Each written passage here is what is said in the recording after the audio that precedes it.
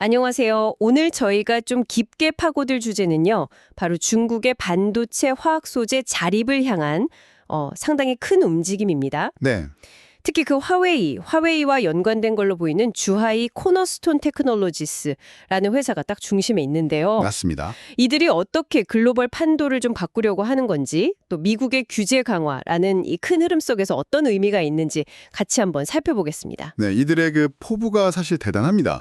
목표가 뭐냐면 시네츠 화학이나 JSR, 또 머크 같은 세계적인 기업들 있잖아요. 네네, 정말 큰 회사들이죠. 그렇죠. 그들과 어깨를 나란히 하겠다. 소위 말하는 엔드 투 엔드, 그러니까 처음부터 끝까지 전부 다 책임지는 공급 역량을 갖추겠다는 거거든요. 와, 엔드 투 엔드. 네, 단순히 뭐 소재 몇 개 국산화한다 이게 아니고 반도체 제조에 필요한 거의 모든 핵심 화학 소재를 아우르는 그런 포괄적인 공급망을 중국 안에 만들겠다. 이런 야심찬 계획인 거죠. 이야, 정말 목표가 엄청나네요. 거의 모든 핵심 소재라니. 자, 그럼 이 복잡하지만 또 굉장히 중요한 상황 여러분과 함께 좀 더 자세히 들여다보겠습니다. 도대체 주하이 코너스톤은 구체적으로 뭘 하려는 걸까요? 이 회사들은요, 반도체 제조 전 공정 있잖아요. 거기에 필요한 핵심 소재를 거의 모두 포괄하는 말 그대로 턴키 솔루션 제공을 목표로 해요. 턴키 솔루션이요? 아, 그냥 키만 돌리면 바로 쓸 수 있게 다 해준다 이런 건가요? 네, 맞습니다. 그런 개념이죠. 구체적으로 보면 그 빛을 이용해서 회로를 새기는 포토레지스트, 이게 굉장히 중요하고요. 네. 또 웨이퍼 표면을 아주 매끄럽게 깎는 데 쓰이는 화학적 기계 연마, CMP 슬러리라고 하죠. 아, CMP 슬러리. 왜?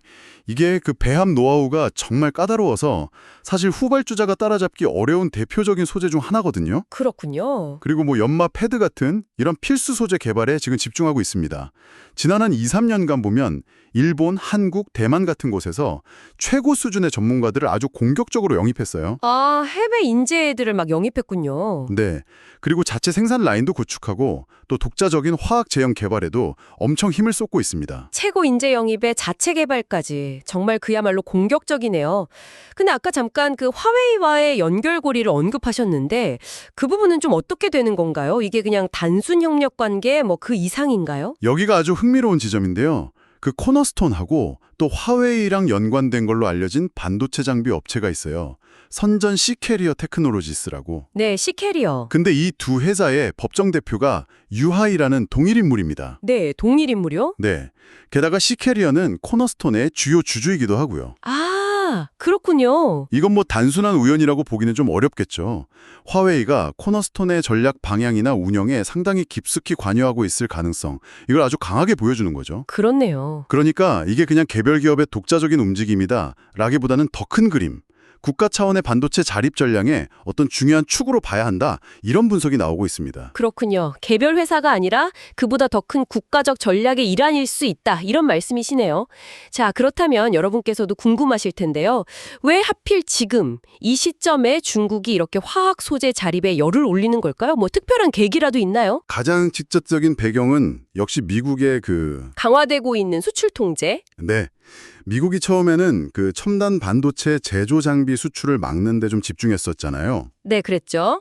근데 최근에는 그 범위를 더 넓혀서 제조에 없어서는 안 될 화학 소재하고 또 전자설계 자동화, EDA 소프트웨어라고 하죠. 네, EDA 툴. 네, 이건 칩 설계할 때 반드시 필요한 프로그램들인데 여기까지 규제를 하고 있거든요. 허가 없는 수출은 당연히 금지하고 심지어 기존에 내줬던 허가까지 취소하는 그런 사례들이 나오면서 아, 기존 라이선스까지 취소요? 네, 그러다 보니 중국 기업들 입장에서는 이 공급망에 대한 불안감이 커질 수밖에 없는 거죠. 그렇죠. 불안하겠죠. 바로 이 점이 자체적인 대안, 즉 국산화를 서둘러야 한다, 이런 강력한 동기가 되고 있는 겁니다. 아, 미국의 압박이 오히려 중국의 어떤 자립 의지를 더 불태우고 있는 그런 역설적인 상황이네요.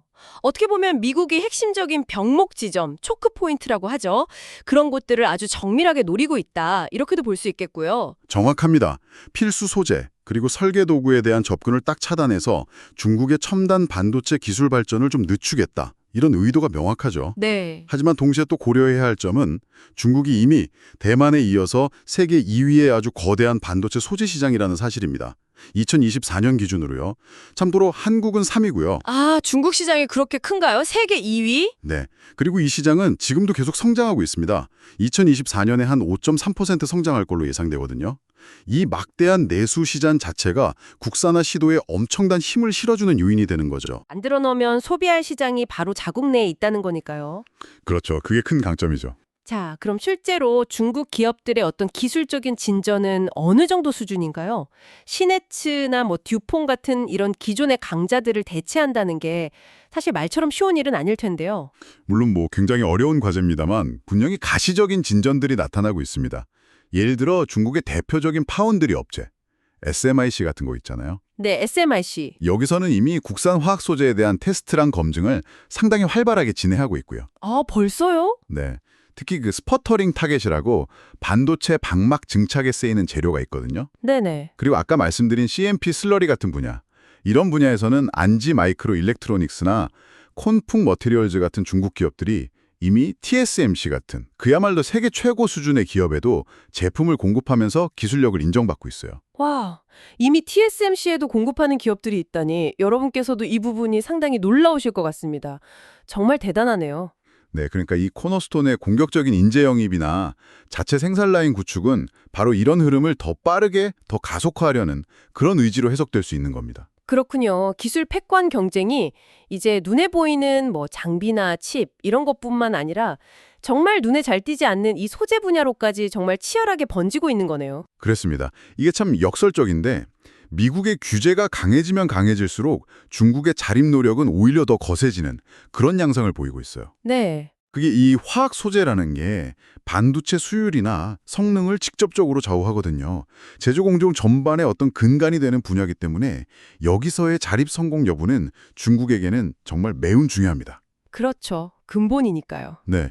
만약에 중국이 이 분야에서 상당한 수준의 자립을 이뤄낸다, 그러면 외부 제재의 영향력을 상당히 약화시킬 수 있는 그런 발판을 마련하게 되는 셈이죠.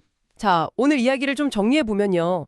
중국은 그 화웨이라는 거대 기업과 또 정부의 지원 가능성을 등에 업고 반도체 공급망의 핵심 고리 중 하나인 이 화학 소재 분야에서 아주 대대적인 자립 움직임을 보이고 있다. 그리고 주하이 코너스톤이 그 선봉에 서 있다. 이렇게 볼 수 있겠네요. 네, 맞습니다. 동시에 미국은 또 핵심 소재와 소프트웨어에 대한 접근을 차단하면서 중국의 이런 노력을 아주 강력하게 견제하고 있고요. 이 치열한 줄다리기는 사실 그동안 상대적으로 좀 덜 주목받았던 이 화학 소재 분야가 글로벌 기술 경쟁의 최전선에서 얼마나 전략적으로 중요한지를 우리에게 명확히 보여주고 있는 겁니다. 정말 강력한 외부 압력 속에서 진정한 의미의 반도체 자립 생태계를 구축하려는 중국의 도전, 그 결과가 과연 어떻게 펼쳐질지 계속 지켜봐야겠습니다. 주아이 코너스톤 같은 이런 기업들의 성공 여부가 앞으로 글로벌 반도체 공급망 지도를 어떻게 또 바꿔놓을지 여러분께서도 계속 주목해 보시면 정말 흥미로울 것 같습니다.